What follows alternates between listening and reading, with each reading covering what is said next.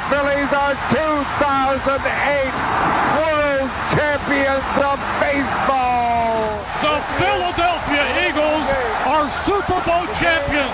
Eagles fans everywhere, this is for you. Now entering the game for Philly Pressbox Radio, Bill Furman and Jim Chesko. It's Wednesday, August 31st, 2022. Welcome to the Philly Pressbox Radio Roundtable, brought to you by the Irish Rover Station House in Langhorne, PA, Allstate Insurance in Westchester, PA, and the Edge of Philly Sports Network.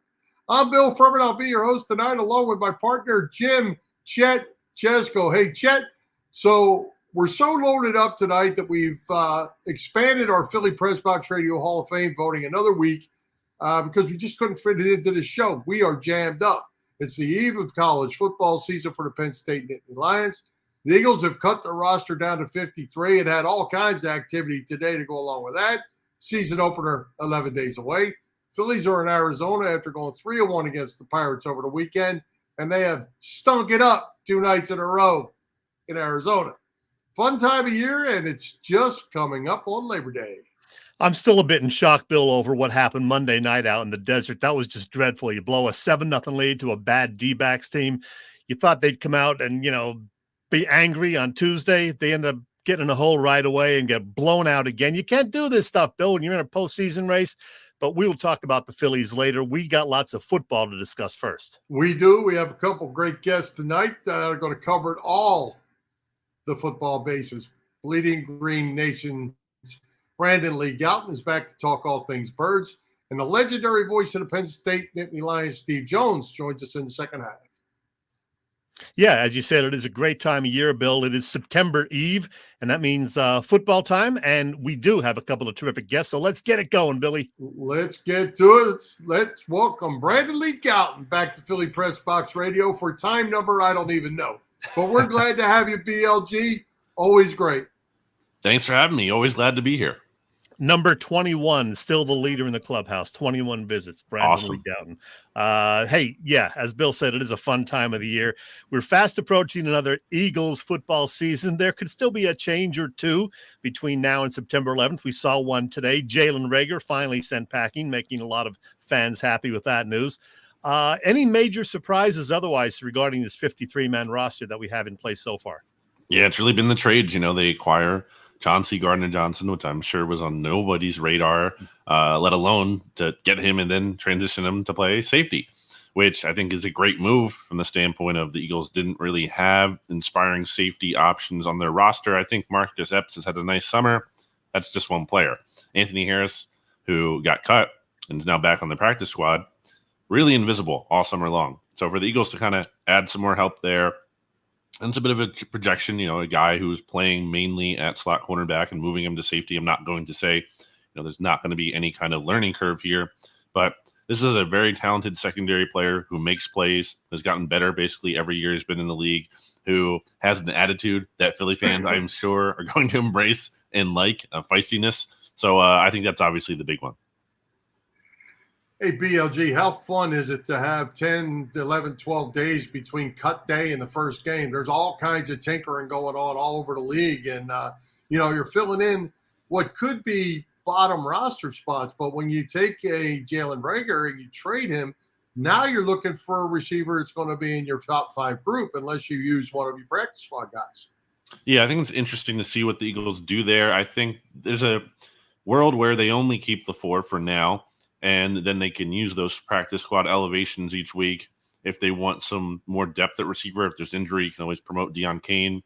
Britton Covey is a guy who might get bumped up to the roster. We'll see. He obviously has that returner experience, can play in the slot as well. So, and then there's Devin Allen, who I don't think is really ready to make an impact offensively, at least in any kind of big role from the start, but he looked good on special teams against the Dolphins. So the Eagles have some options there in the practice squad if they want to use those elevations. They have 3 per player each year, so I think they might tinker around with that if they don't outright add someone. Brandon, what the heck is going on with Miles Sanders? Will he ever be healthy? Will he be the primary running back this year? Do we not know? Will we find out hopefully by next Wednesday? There seems to be optimism that he's going to be ready for week 1. So that's what really matters the most. But, there was also optimism back in 2020 when he was dealing with a hamstring issue and he didn't play week 1 against the Washington football team at the time. So, until we see it, it's hard to fully believe it with him. But I think it could be a case of the team is trying to be really cautious with him right now.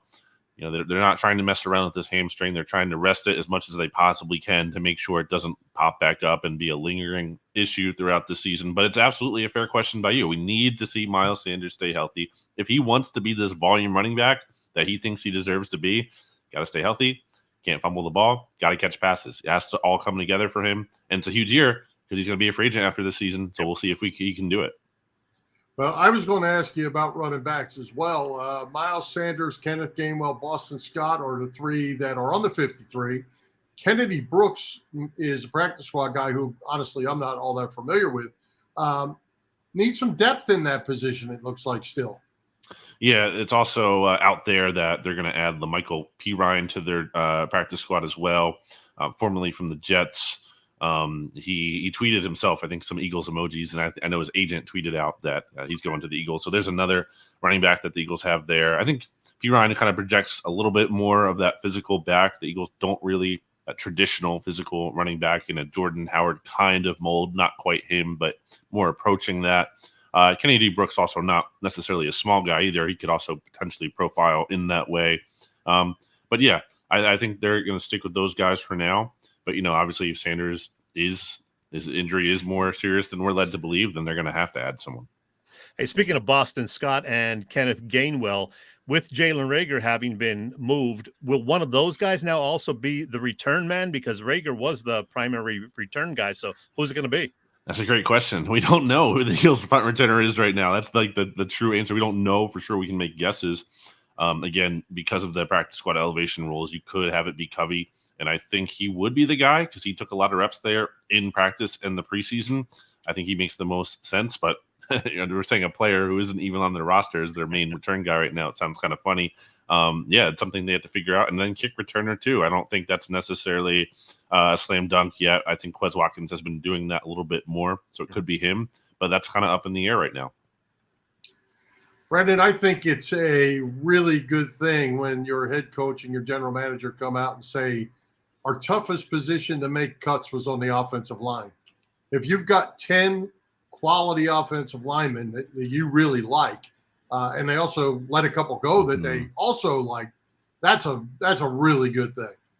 Absolutely. It's the strength of this team. It's how they won a Super Bowl, at least large in part due to their offensive line back in 2017. The guy that got picked up by the Giants today off of waivers, Jack Anderson, I had him on my 53-man roster. A lot of Eagles reporters had him on the 53-man roster. The fact that he didn't make the team was a surprise. And now there's actually thought, I was talking to someone who covers the Giants, that he might actually start for New York in week 1. So that all really speaks to the kind of talent the Eagles have here and depth on the offensive line. I mean, Cam Jurgens looked amazing in the preseason, and he's not even going to start for this team. He's going to be a backup. He might not play at all this year, given Jason Kelsey's Iron Man streak. So they're in a really good spot there. And it's a good spot to be in. Yeah, tell us one as a follow-up to that. Tell us about Sills for a second. He snuck on this roster, I guess, played well, 6'5" and about 330 pounds. What's up with him? Yeah, the Eagles cited Howie Roseman, specifically cited his versatility as a reason they kept him. They like his size too, how he profiles. He did line up, if I'm not mistaken, if I recall correctly, at basically every offensive line spot except center this summer. So there is something to being versatile. And I specifically remember watching him in one-on-ones, and he held his own in those. I kind of was surprised. I'm like, okay, this, I don't know that he's going to make the roster. I never really thought that. But I was like, okay, maybe this is a guy you keep around the practice squad. He kind of looked like he had some potential, specifically when he was filling in at left tackle, because there was that stretch in training camp where the Eagles were missing like Jordan Mailata and Andre Dillard and LaRaven Clark. So he got some good reps there. I don't think it's crazy that they kept him, but it's certainly like anyone would be lying if they had him on their 53-man roster. Well, you mentioned a couple of the new guys, but look at some of these other ones. Did Howie Roseman have a great offseason or what, Brandon? It's undeniable. He did. And I've been very critical of Howie Roseman in the past, but I am not shy to give him credit for having a great offseason. He's added so much talent, especially on the defensive side of the ball there. There's really no good reason for this defense not to be like a top 8, like top quarter of the league kind of unit. Anything less, I think that's underachieving by Jonathan Gannon. So Howie did a great job. I mean, just these trades, like getting Chauncey Gardner-Johnson for a 5th and a 6th, getting anything for Jalen Reagor, let alone a 7th this year and a pick that could be a 4th round pick next year. Like Howie Roseman understands value. He knows how to wheel and deal. I think, what the Eagles went through in 2020 was kind of like a reality check for him and the franchise. And I think part of the reason the Eagles kind of got away from being the Super Bowl contender was I think there was some complacency maybe that had sit in and he hadn't been as aggressive. And now he is being really aggressive and he's making some really good moves. I think that has this roster loaded. So all the credit in the world to Howie right now. Hey, one quick follow-up regarding Reagor. How ironic is it that he's now going to be a teammate of Jefferson in Minnesota? I can't believe that. And, J.J. Arcega-Whiteside sticking with the Seahawks practice squad here. It's crazy to me that these teams would, pass on those guys and not be like, oh, thankfully we didn't take that guy, but instead want them. That's very weird to me. Yep. Yeah. Well, and I was going to bring those two guys up, too, as well as Davian Taylor, who got released today. And back to Howie. I mean, there's 3 draft picks that Howie was responsible for, and they've cleaned them all out. Compliments to Howie for saying, hey, we didn't get the right guys. Let's move on. Or just a new coaching staff saying, hey, we got to do something different. Well, I think it's the more than one thing can be true of if you're going to praise Howie, which you should for, making a good trade in terms of, okay, Jalen Reagor, I don't think he had very much value at all, and you got something for him. You also do have to acknowledge he shouldn't have been picked at 21 in the first place. And it's not just hindsight to say that. Obviously, sometimes you go into a situation, you make the best informed decision that you can, and it just doesn't work out for whatever reason. We've seen that. That happens in sports. It happens in life. Jalen Reagor, it's hard to say he profiled better than Justin Jefferson did. So it's a tough for sure. But again, at the end of the day, I think Howie has done a good job of finding a way to mitigate the damage of his mistakes, and there is credit in that. It'd be, again, nice to avoid the mistakes, and I think he's kind of doing that more of late, but it's fair to acknowledge the bad moments as well, certainly. BLG, what are we going to see from this defense this year? Last year, they only had 29 sacks in 17 games. Not good. Are we going to see more pressure? Will there be, more rushing the quarterback, maybe even more blitzing with all these new guys? What do you expect?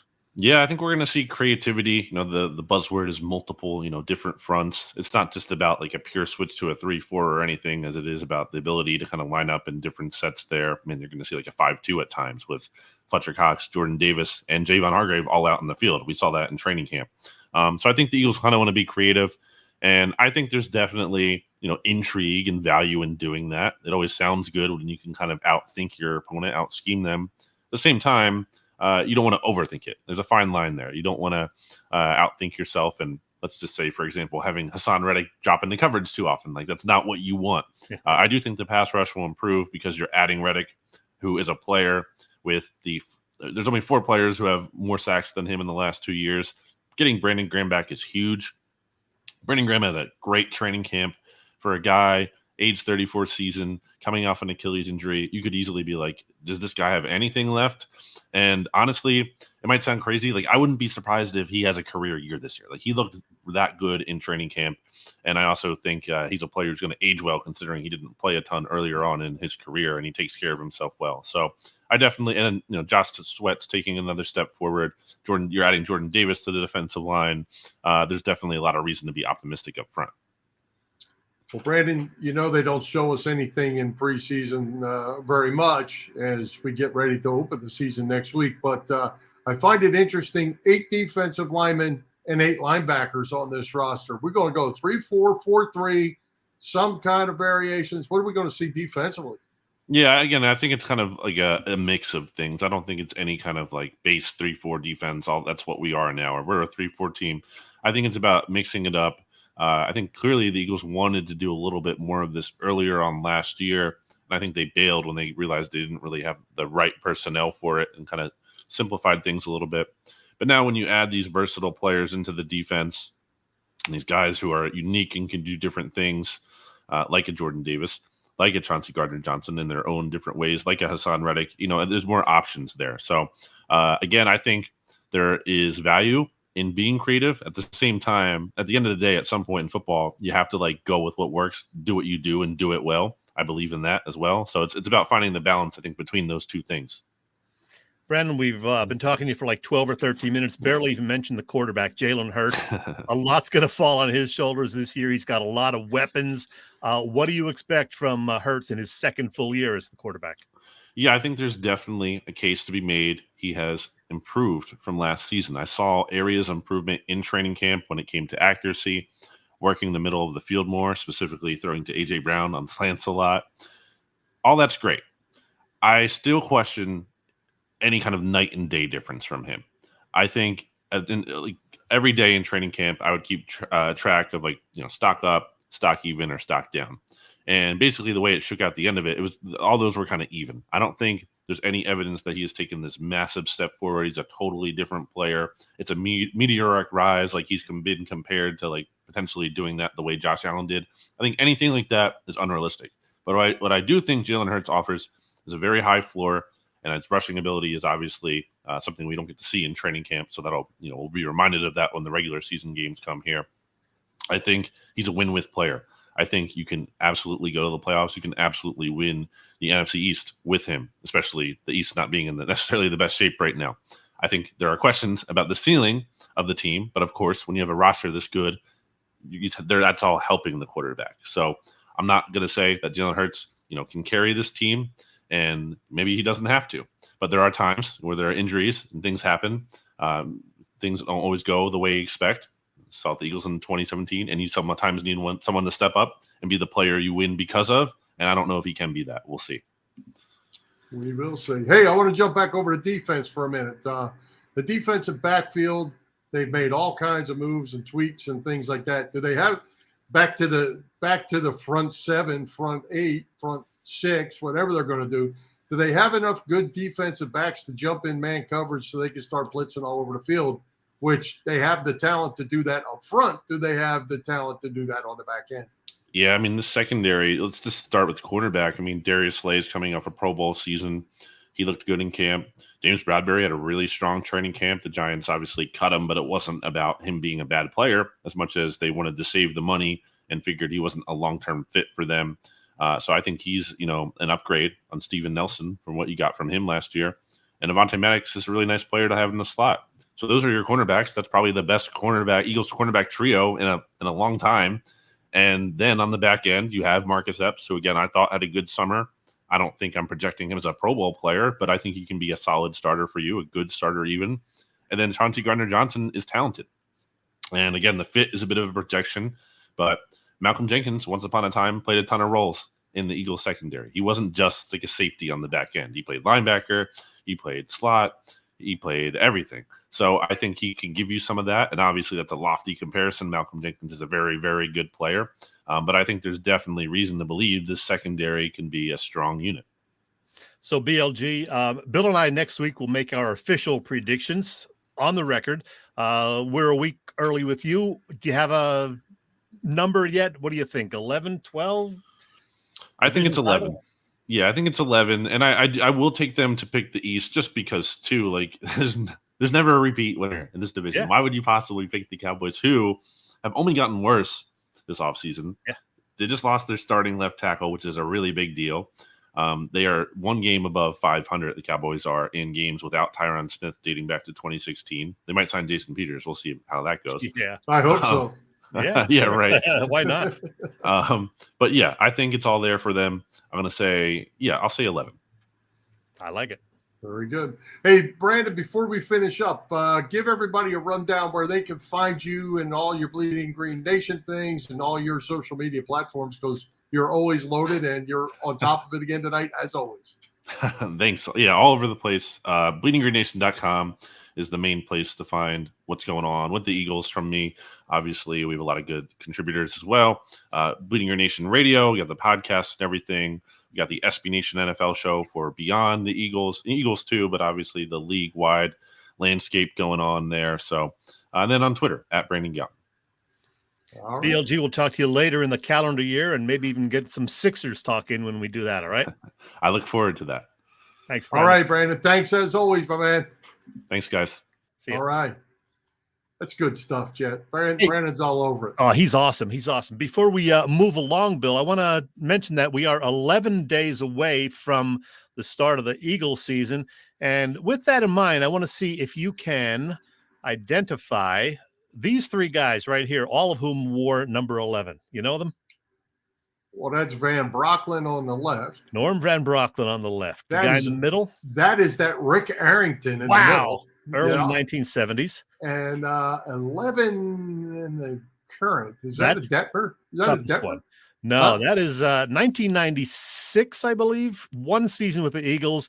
Longtime Washington Redskin, if I can still say that word. Mark Rippon. Mark Rippon. Remember his 1 year with the Eagles? Didn't play much, but I actually forgot about that. Yeah, he was quite forgettable. So there you go. How about that Rick Arrington? You know why I know Rick Arrington? Because of his daughter. And his granddaughters. And who's the granddaughter? Dakota Fanning and Fanning, yes. the other Fanning. Yeah, Elle. Actress. Elle. Yeah. Elle, yeah. And Jill was his daughter. Jill is his daughter. Yeah. Yes. But Rick passed away not too long ago. There you go. All right, Chad. School is back. Good chance you're going to be back on your couch, too, getting ready for football season and getting more mileage for your car. It's time to start saving with Allstate's pay-as-you-go auto insurance. Yeah, you got that right, Bill. Allstate's pay-as-you-go auto insurance puts you in control. You only pay for the miles you drive with the same full coverage that a traditional policy offers.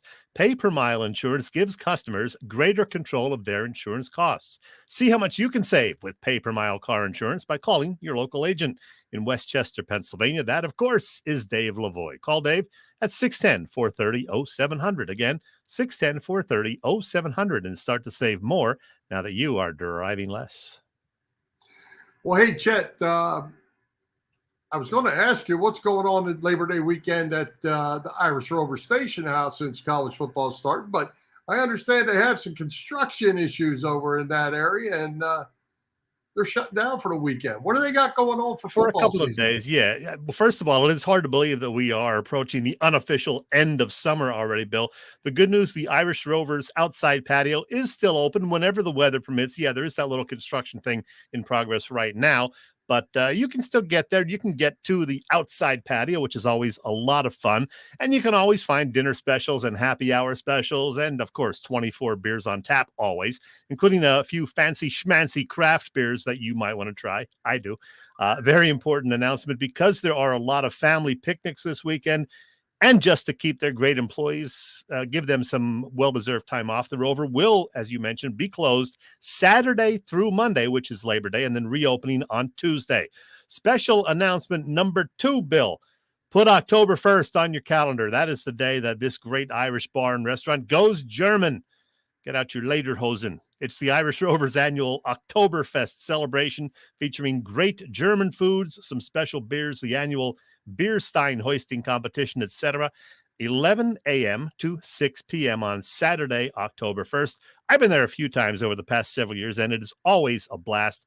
The Irish Rover is on Bellevue Avenue in Langhorne. The website is irishroverstationhouse.com.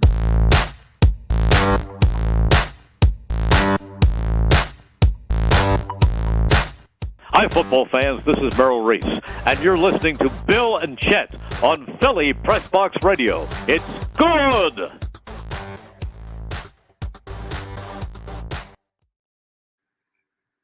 Well, speaking of good, Chet, how good is it going to be to hear Merrill Reese? But we're looking forward to that. Season will be going soon.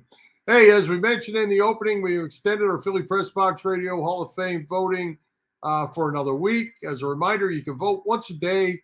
So you get in there and vote. To vote, go to our website, phillypressboxradio.com. Click on the article on the left column for Hall of Fame 2022 voting. Go to the bottom, click on the red link, and cast your votes. There are a load of votes being cast. You can pick your favorite 5. The top 2 vote getters by the fans get in, and Chet and I will both pick one. Remember, the voting ends Tuesday, September 6th, before next week's show. So check it out. Lots of votes coming in, Chet. Yeah, I haven't really checked the last 2 days, but some interesting stuff. So we'll continue to track that, and you can vote every day, and we'll announce the winners next week. The new That's inductees. right. You can vote. You can vote more than once, but you can only vote once a day. So Correct. Check that out. All right, Chet. You know how much I like college football. Tonight is the eve of the Penn State season opener at Purdue. You and I had a chance to visit with the voice of the Nittany Lions, Steve Jones, the other night. We pre-recorded this on Monday because Steve's show, his own show, and his travel to get to Purdue and all that. So we had to take him when we could. We got Steve Monday night, and it was a blast. Yeah, that's for sure. And by the way, do I look any different? I just changed my shirt because we're talking Penn State football now. So you're a walking magic act. Yeah, something like that. Great conversation with Steve, though. He and Jack Ham have been calling the Penn State games together since the year 2000, Bill, and they do a great job. And you and I did have a wonderful chat with Steve, even though we only got through about half the topics that we really wanted to. Lots of great stuff. And here is our conversation with Steve. It's been 3 years since we last talked to this guy, believe it or not. Shame on us. He is the radio voice of Penn State Nittany Lions football, among other things. Steve Jones. We say, welcome back, Steve. Hey, Bill, Chet, great to be with both of you again. Finally, hey, Steve, back together. I know you've been counting the days. I know. Right. Steve, let's get the bad out of the way first of all. Last season, after that 5-0 start, the Nittany Lions lost 6 of their final 8 games to finish 7-6. I know there were a couple of injuries along the way, but every team has injuries. What else went wrong last year? Well, I think that's a big part of it because you'll see with the top teams in the country, and when Penn State won 42 games over 4 years and went to 3 New Year's Six bowl games, they had the depth to absorb a problem here or there. They didn't really seem to have the depth last year to absorb a problem. Even Alabama, they'll get injuries, as you mentioned correctly, but they had the depth to absorb whatever problem they have. This year with the recruiting class they brought in, it has changed the depth quotient back to where it was. And I think that is a big difference because it's just the nature of the game. 12 games, 13 weeks. Everybody's going to get somebody banged up. It's whether you can absorb it or not. And to the credit of the top teams, they've been able to. Penn State in that 4-year span could do it. Last year they could not. Well, Steve, to follow up on that just a little bit, there were multiple injuries, but none any more important than Sean Clifford. Sure. I thought Sean was playing pretty good ball for them in the early part of the season, but when he went down, like you say, there was no replacement, and it made the whole thing kind of fall apart. Yeah, that was big because you look at what Sean did in 19. They started out 8-0, and then he got hurt. Last year, they started out 5-0, big win over Auburn. And then they're up 17-3 on Iowa, and I mean they are in control. And then, of course, he exits because he's hurt, and suddenly they don't have the control they had before. And then they really started the spiral.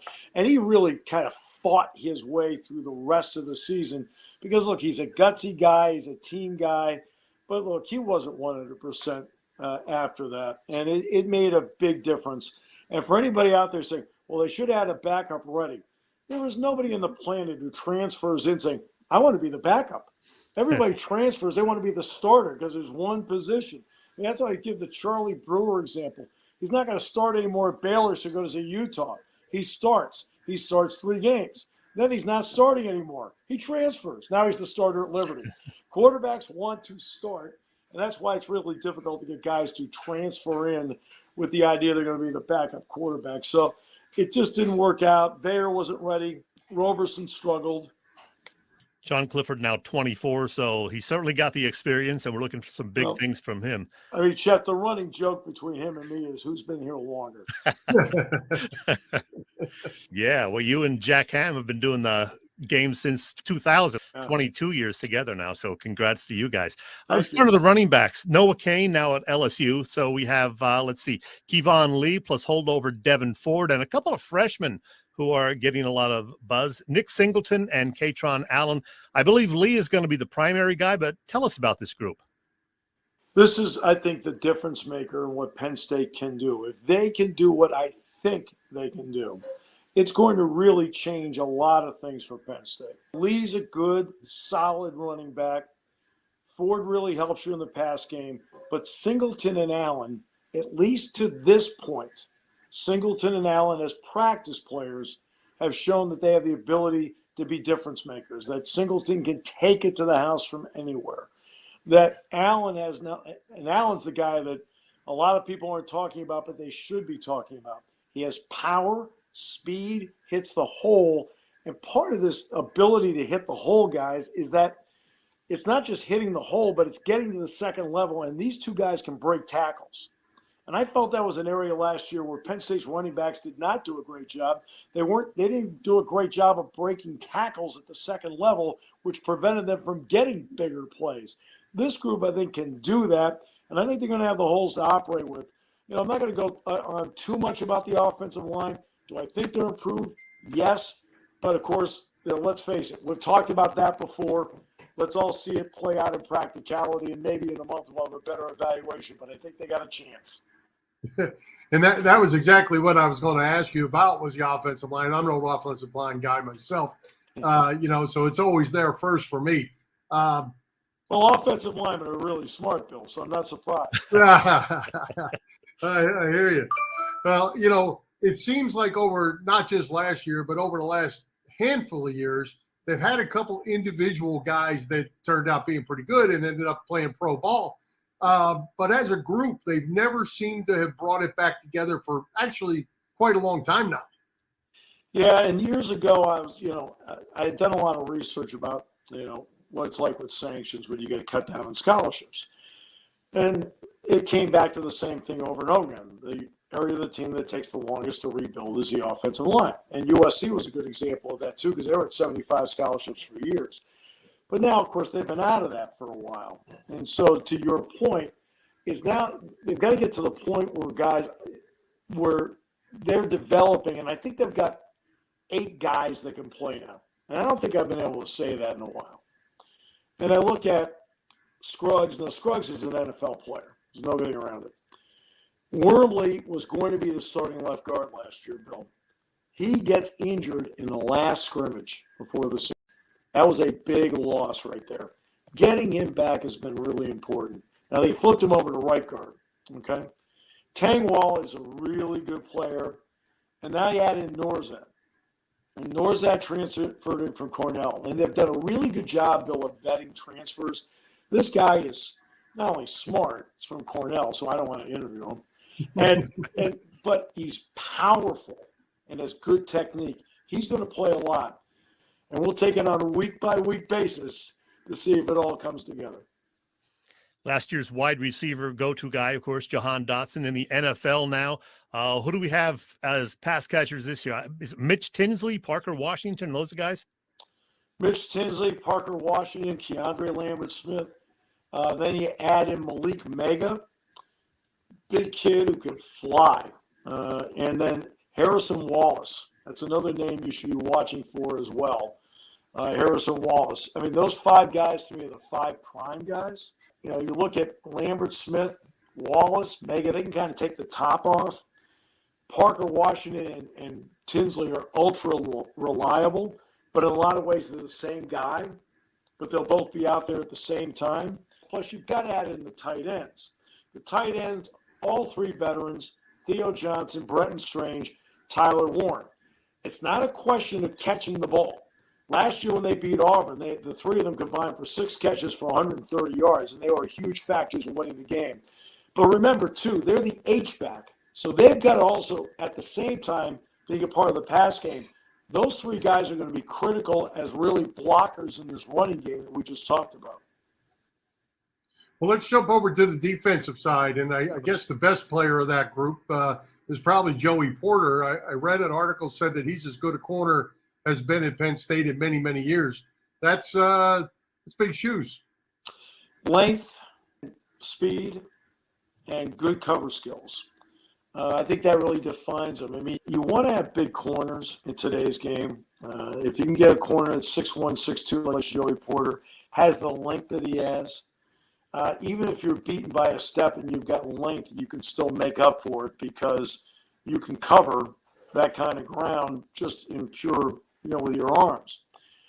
Jair Brown led the nation in interceptions last year at safety.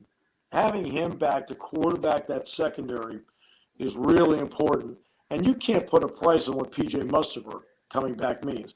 Doesn't mean that Mustafer is going to play 70 plays in a game, because they've got depth at tackle, which really helps.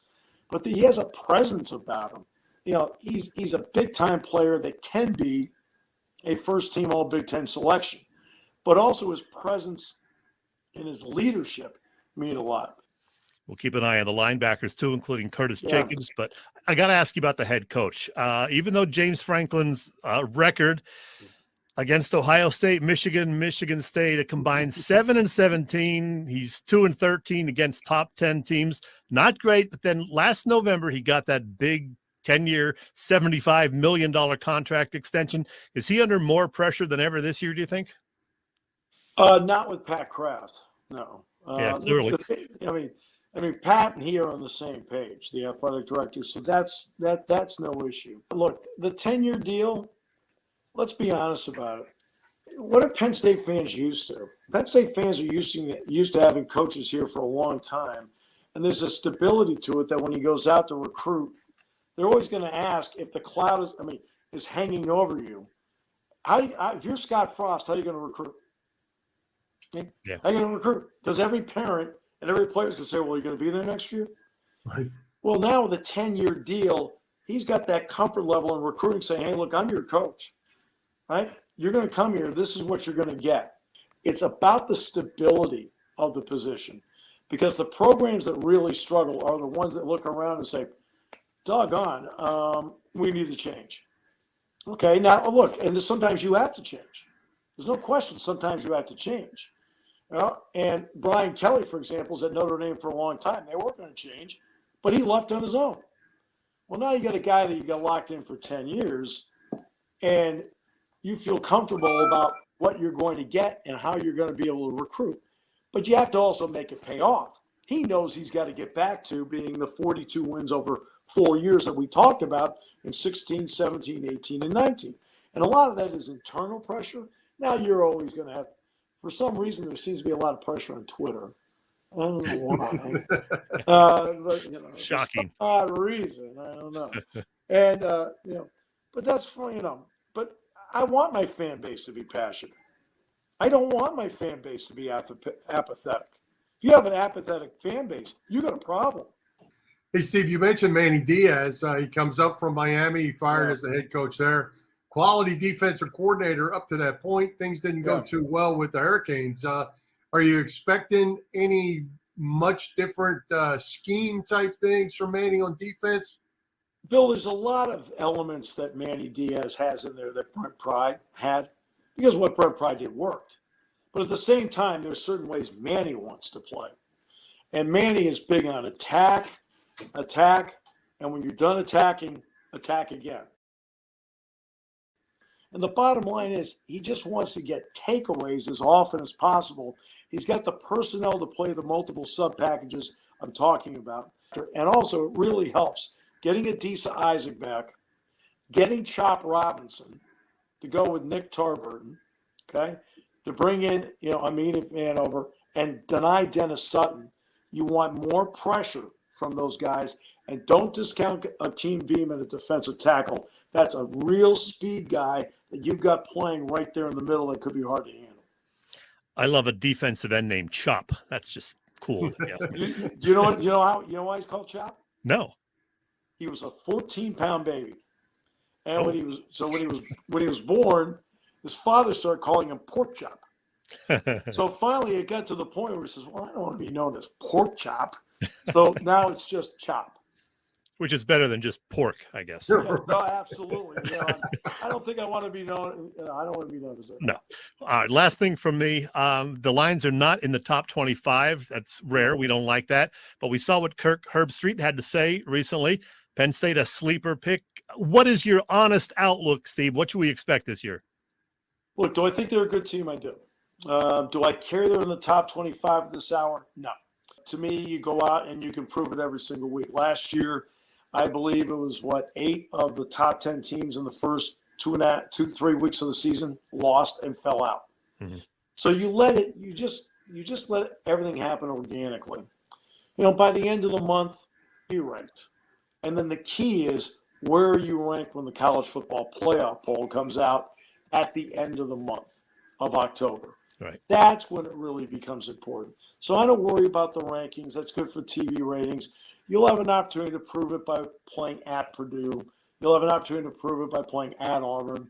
You'll have an opportunity to prove it by playing at Michigan, right? You'll have an opportunity to prove it when you play Ohio State, Minnesota. So you can go on and on Northwestern here. You'll have plenty of opportunities to prove about where you really belong. So I don't really care where you start. Steve, one final question for me. Looking forward, USC and UCLA are going to join the Big Ten. Good thing, bad thing. For me personally, I'm an old traditionalist. I want to see that Rose Bowl Big Ten Pac-10 game, but it's gone. I'll be honest, Bill. I loved it. I mean, when they expanded the other times, Nebraska, Maryland, Rutgers, I was like, okay, my first thought on Maryland, Rutgers was, well, for basketball, I can drive, right? It was good to have an Eastern component. That's fine. This one genuinely excited me because to me, this is if you're going to expand, you want to hit a grand slam. When Penn State came in, they hit a grand slam. I mean, look at the TV ratings. The number one rated school last year in terms of average TV rating was Ohio State. Number 2 was Michigan. 3 was Alabama, and Penn State was 4. So you can't put a price on 3 of the top 4 brands because Penn State averaged 3.9 million viewers a game last year, 4th in the country.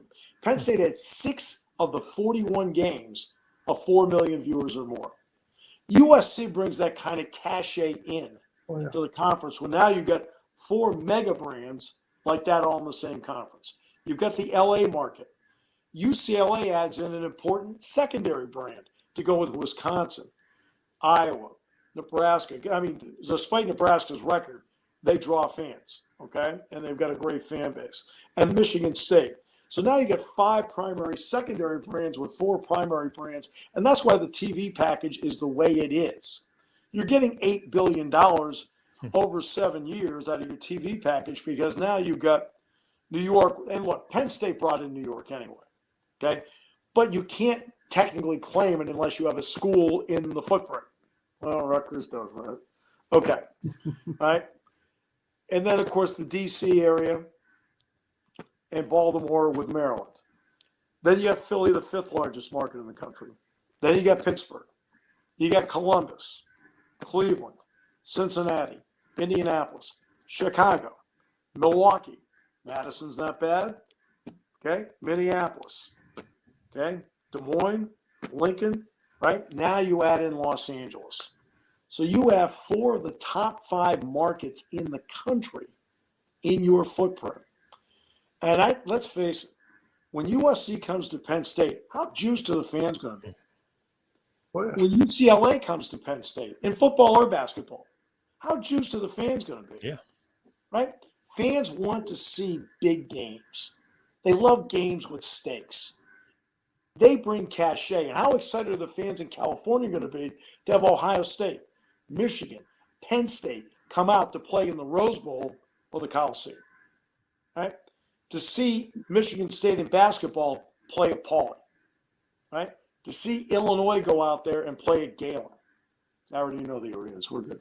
So, I mean, to me, that's the kind of grand slam and trying to hit. Now, there are other things people talk about that don't excite me. This one did. I'm hoping we get to see lots of push-ups from this guy this year. There you go. Beautiful. He looks like he's in shape. He's good shape, yeah. Well, Chad, that was good stuff with Steve. And,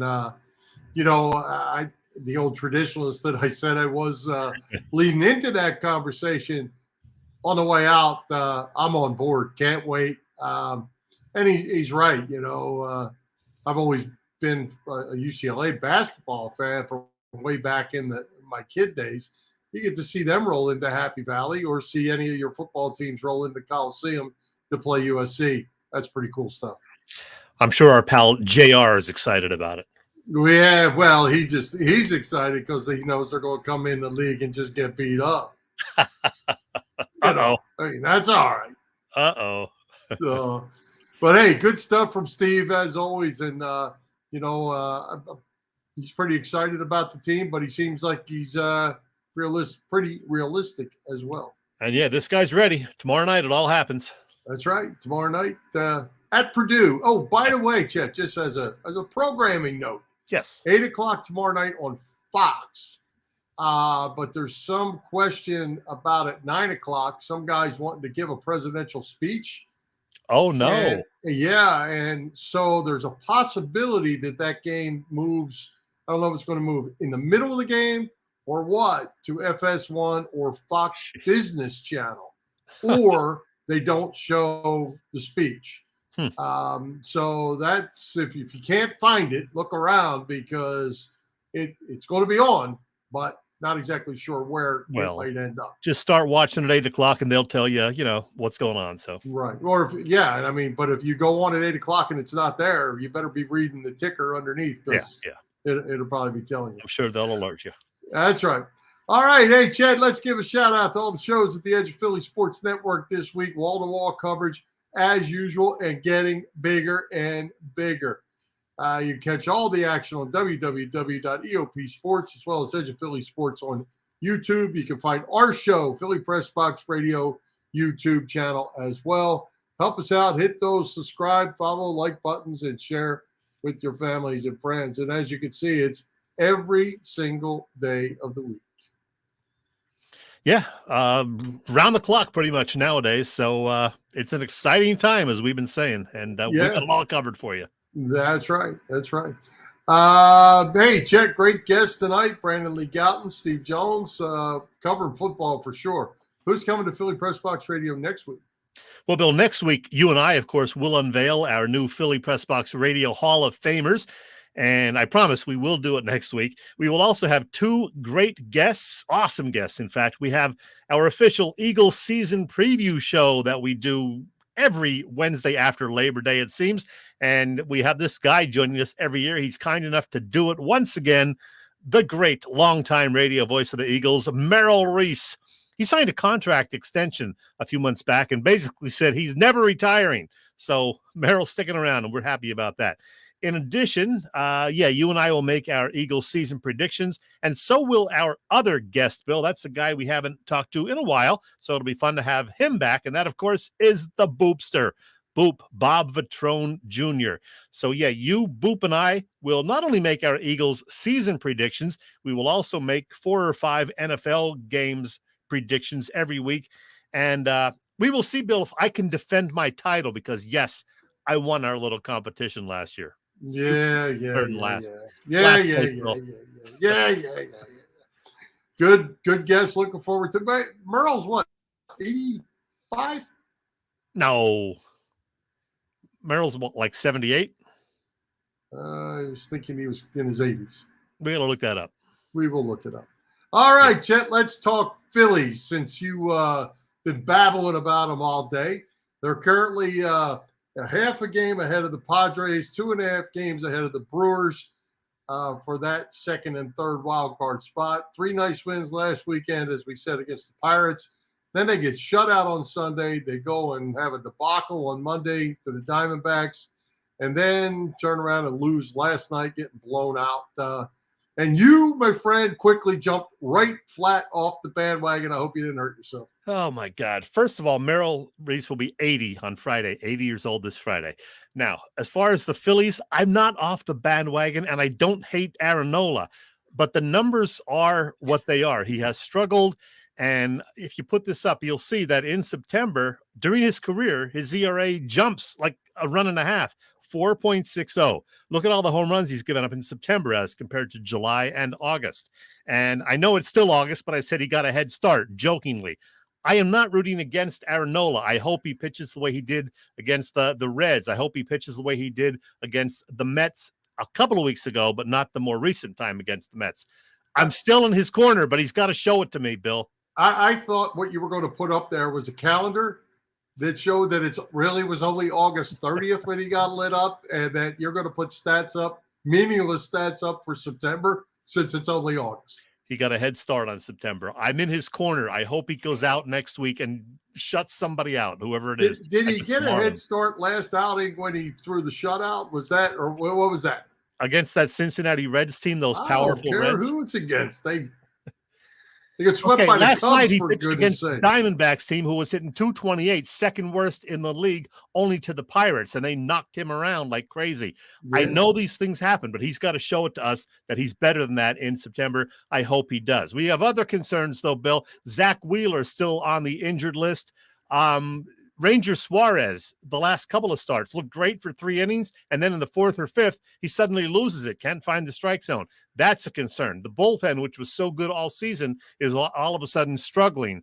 The good news is Sir Anthony coming back, and maybe Zach Eflin can work out of the bullpen when he comes back in September. So there are concerns. You didn't hit the biggest concern, really, and that's that the bats have slowed down.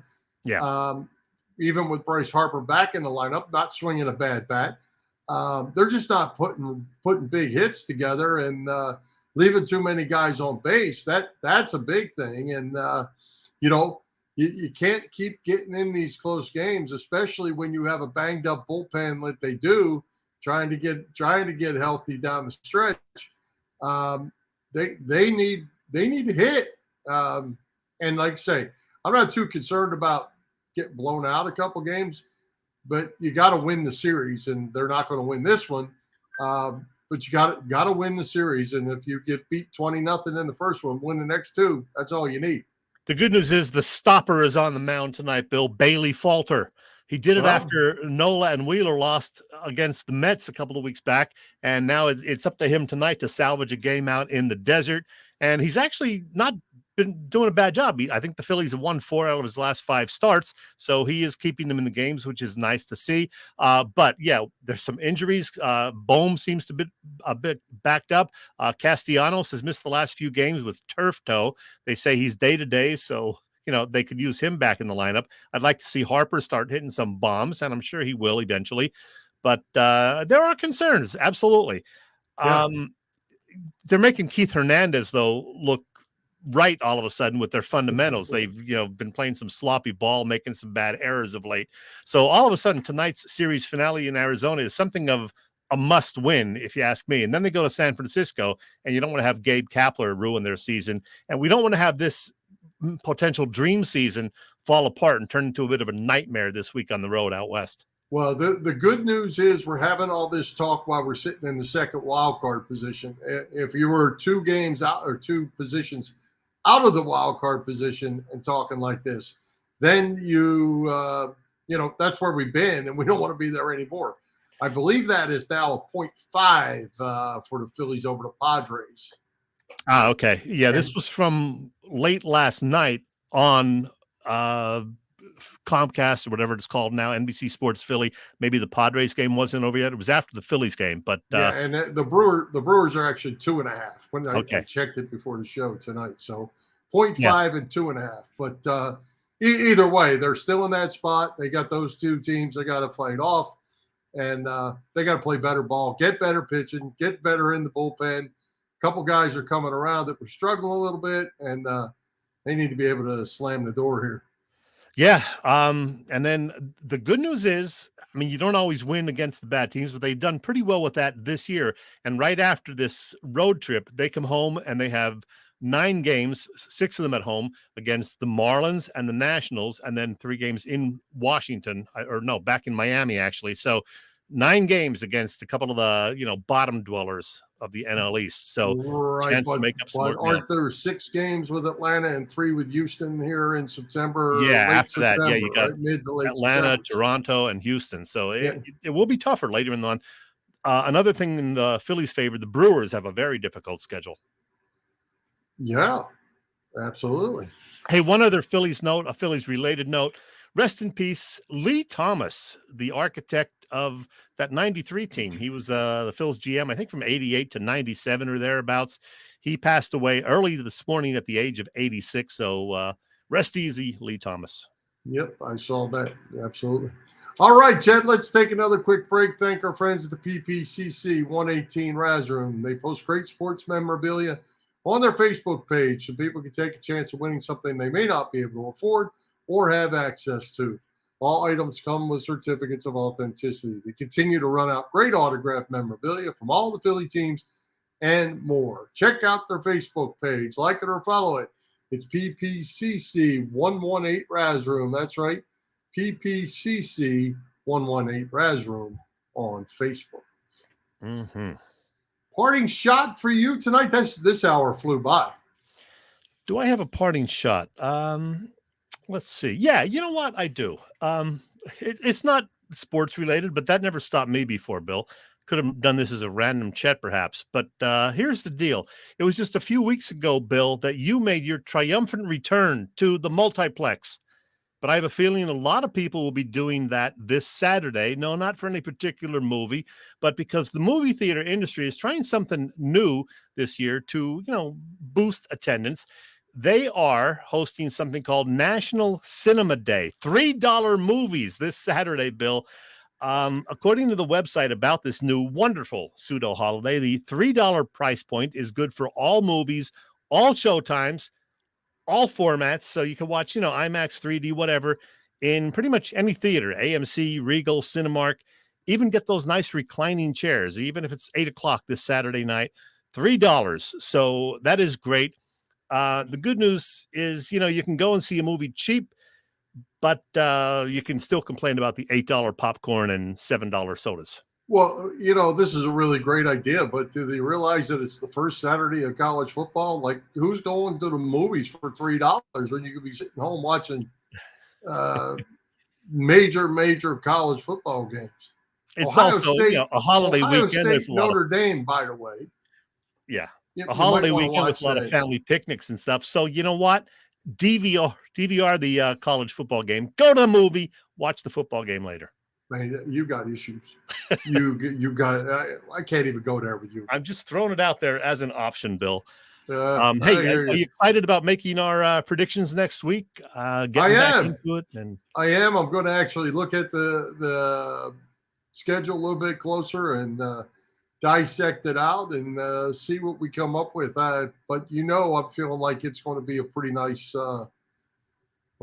record. I think I feel pretty good. Yeah, I just pretty good about it. I just can't decide if I think the Eagles going to go undefeated or go 16-1. So I'm still working on that. 16-1. Yeah. Would that be the one that I'm going to be at in Indianapolis? No, it would be the one that I go to because my record. I think they've lost 6 in a row with me there. So I'll be at the Steelers-Eagles game October 30th. So everybody just place your money on the Steelers right now, and you'll make some cash. And I'll be in Indianapolis for the Eagles-Colts November 20th. Tell us. Anything on the Philly sports trips? Anything new there before we go? They got it all happening. They're going to all the away games, and I wish I could go to the September 25th trip in Washington, but unfortunately, I will not be able to do it. But yeah, they got all the trips happening. There's the schedule. They'll start in Detroit, and they got something like 18 busloads now for that week 3 game down in suburban Washington. That is going to be wild. I so wish I could go to Arizona. Is a fun trip from what I understand. The stadium out of Dallas on Christmas Eve. Where would you rather spend Christmas than Dallas Christmas Eve? So phillysportstrips.com. You can get all the information about these Eagles trips, about a trip to Wrigley Field in September, a trip to Nashville in October. Check it out, phillysportstrips.com. I've used them a couple of times, and they are fantastic. All right, let's wrap this thing up, Chet. Let's thank tonight's special guests, Brandon Lee Gowton and Steve Jones, our sponsors, the Irish Rover Station House, Bob Sullivan's LakeYourAge.com, PPCC 118 Raz Room, and Dave Lavoie of Allstate Insurance in Westchester, PA. For Jim Chet Chesko, this is Bill Furman. We hope you enjoyed the show. We'll join Philly Press Box Radio next Wednesday, September the 7th at 7 p.m. You can see us live on Facebook. Listen to our website, phillypressboxradio.com, on blogtalkradio.com/phillypressboxradio, on all the Google Podcasts, Apple Podcasts, iHeartRadio, and others. Don't forget, go to the website, phillypressboxradio.com, and vote for the 9th annual Philly Press Box Radio Hall of Fame. High hopes, Philadelphia sports fans, and let's go PSU. know he has